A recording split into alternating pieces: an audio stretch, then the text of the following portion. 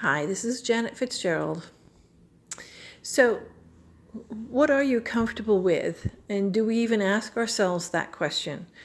That came to me a few years ago. I was just doing stuff that I thought I should be doing. And you do this probably when you get out of school. You may have a major, you may have accomplished something. But I have found that a lot of people that get their degrees in something never end up using that degree or working in that field at all. They did what they were supposed to do. They found something that they were supposed to do, or they were told to be or do, or were molded and structured into a way of life or a way of thinking to go and get that degree. And then when we just get out of school and we decide to work, when I got out of school and I decided to work, it was, okay, what do I want to do? I didn't ask myself what I want to do. It's what I could do. What was I qualified to do? And where would I look the best? So my earlier years, it was a cook for a daycare center. I cleaned apartments for when people left and new people were coming in. I worked retail at Woolco and places like that. But I really didn't fit the image I had in my mind of who I thought I was. I went into office work, and that felt a little better because it felt a little more, what do you say? It felt better. I felt like I was more of a career person, more of a somebody who had substance. And I think a lot of us think that way. We want to look a certain way so we get a certain job or a certain career. But it's not what we're comfortable with or what we want to do. And I remember when I was 25, I was out of a job and I thought, well, I've got to make money somehow. And just a part of me kicked in that I hadn't felt before. And I thought, wow, I think I could just create something. So at that point, I created a lingerie business, and it was a home selling business. And when I did this, it was like something took over. It was like once I went, yeah, this is exciting. It'd be fun. It'd be like going to people's houses and having a glass of wine with them, having some fun and selling lingerie. And at that time, that was a big business. And so when I did this, I was making upwards of, $500-$600 a night. So when something happens, when you get a nudge, when you feel like this little creative urge, that's when everything aligns in your life. And it sometimes mysteriously just aligns. I didn't think or worry about who was going to throw a party, how many parties I would have. They just came. I would do one and then give an incentive or give stuff away. And that to me was worth it. And I would get 2 or 3 other parties from that. And that's how it snowballed. So the thing that I want to impress on you is that was comfortable. I like having fun. So having fun meant doing something fun. So I did that for a while. And it was good. Then something else slipped in, and it was like, well, I should be an adult now. I should get an adult job. So the societal, the talks, the feelings from people around me, it was time to go get a real job, even though I was doing very well at what I was doing. But I let it won't last long, this people aren't going to be buying this stuff forever, and all this kind of stuff seeped in. So I went and got myself an office job. This time I upped it, and I would learn really quickly so that I could get promoted quicker, because no longer sitting at a desk was something that I envisioned for myself. I now had this sort of feeling of not power, but that I could do it. And if I could do that and create a business, then I can go into a business and create a place for me to be able to move up the ladder. And so this is what I started doing.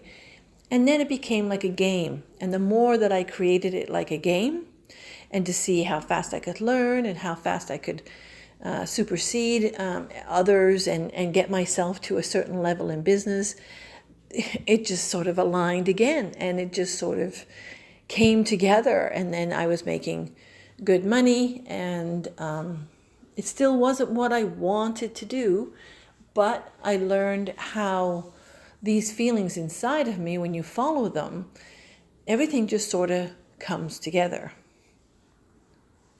So I'm telling you these stories because you may resonate with some of them, because when we just choose something because we want to appear a certain way, or we want to have a certain X amount of dollars, and there's a lot of people that do a lot of things for money, just to have the money, and then just to pretend that there's something other than they are, in and around friends and family. And I'm here to tell you, you can just create something that you can be a part of, or feel what you're comfortable with. So I would say sit down with a piece of paper and write down the things that you remember. It doesn't matter how young you were. Write down things that you love to do, like to do, had fun doing. What did you create? What did you do? Who was in your life at that time? And even if it's something you feel you can't do today, take the energy, the feeling of what you felt then, bring it forward and sit and go, okay, wow, I really, really liked to play with dolls and do their makeup and cut their hair and all that kind of stuff. Well, maybe you're not going to be a hairdresser. Maybe you are. That's something that you can entertain. This is your journey. Or maybe you're a makeup artist, or maybe you don't want to be a makeup artist, or maybe you don't want to do the whole thing. Maybe shifting that, and I'm just throwing ideas, maybe shifting that, maybe you're creating someone's image. Maybe you're going to help them have self-confidence. Maybe you can help them find the wardrobe that they need to match their personality to go get the career or job or whatever it is they're looking for. Maybe you can do the whole makeover thing. Maybe this is something that you are going to bring into your life and change everything about yourself and create a whole new you, a whole new look, and then go out there and figure out and see what you're attracting. These are just feelings, and if you play with it. What is it you like to do? But then you have to stay positive, and you have to move forward like, this is exciting. I'm going to try this. I want to do this. Do a vision board of all the things you love. It doesn't matter. It just doesn't matter how big it is or how expensive it is.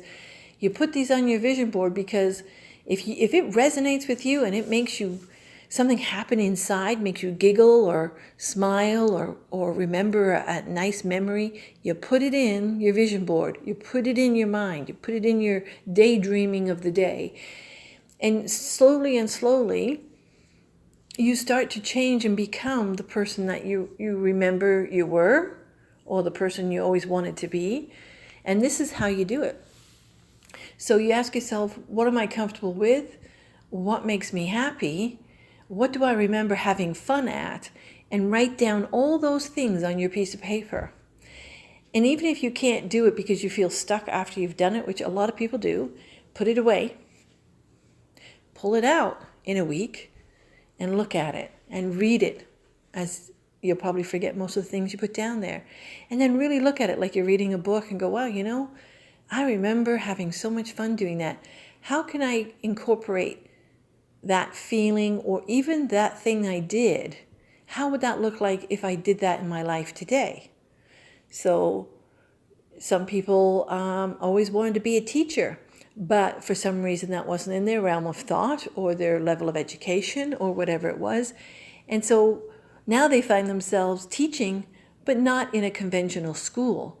They're teaching people different ways of life. They've become a life coach. They've become a spiritual teacher. They become all kinds of different other kinds of teachers, not necessarily the way that we think of a teacher. So the idea is to step out and look at all the different forms of the word or the feeling that you're looking at and see where it fits and resonates with you. Maybe do a chart. But the thing is, you write down things that bring you happiness, that are fun, or that you're comfortable with, any of those things, and you will be on your way to seeing exactly what you want to do next in your life. So instead of just doing something because you have to for money, now it's cultivating who you are and how you feel, and then get a little uncomfortable and go start moving towards it. It's time to do something that you love and enjoy getting up. If you can't get out of bed in the morning and enjoy your life, then something is wrong. Something needs to change. And so first it's the mind.